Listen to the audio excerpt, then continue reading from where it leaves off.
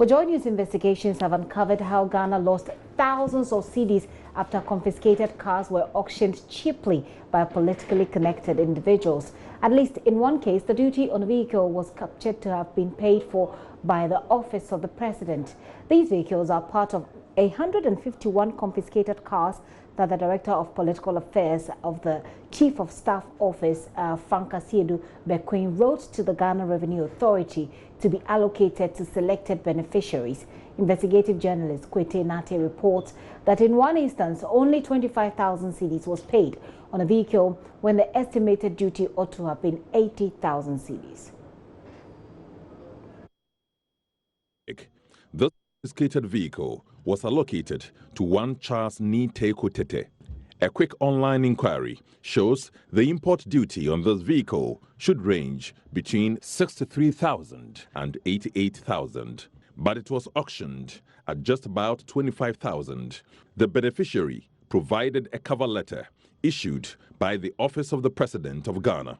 To verify this, we sent the chassis number of the vehicle to the GRA short code 1477. It returned the make and model of the vehicle as VW Touareg and the importer as the Office of the President with a duty of 25,381 Ghana cedis paid. This amount is just about 1/3 of the estimated duty.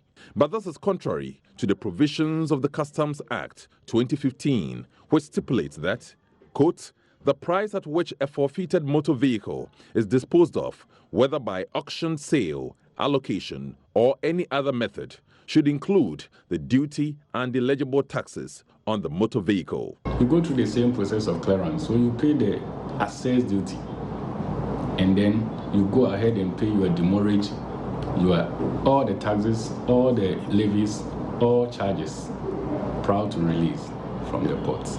The GRA platform shows no taxes were paid on the vehicle. Head of auction at the GRA, Prince Akwabwa, tells JoyNews his office's interest is not in who exploited the system, but whether duties were paid on the vehicle. Office of the President. Yes. I think that one was allocation. Okay. Yes. It presupposes that a letter was received with the name Office of the President. And then when we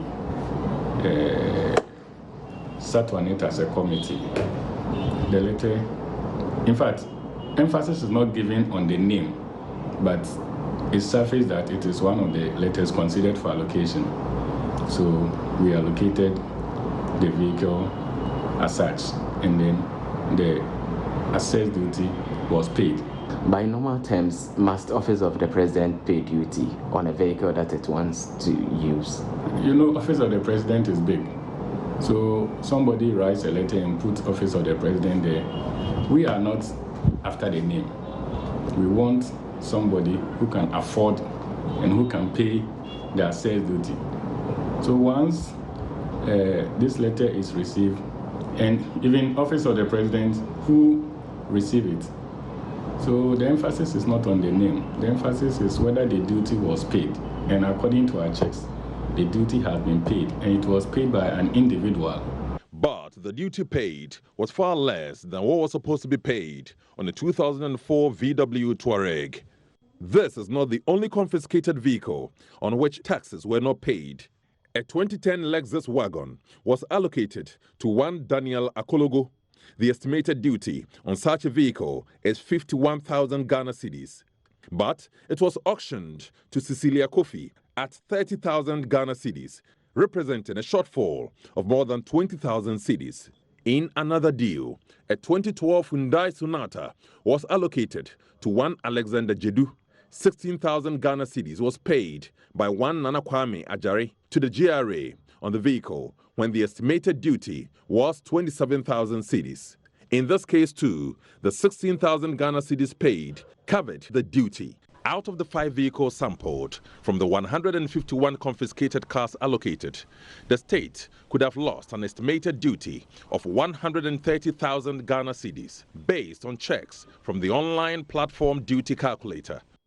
This practice, our investigation showed, was widespread when we examined all the 151 vehicles the Director of Political Affairs at the Chief of Staff's office, Frank Asiedu-Bekwin, requested to be allocated on the 20th of December 2017. His letter to the Commissioner General of the GRA read in part, quote, "I hereby write for the consideration of the attached list of vehicles with their chassis numbers to be allocated to the corresponding names.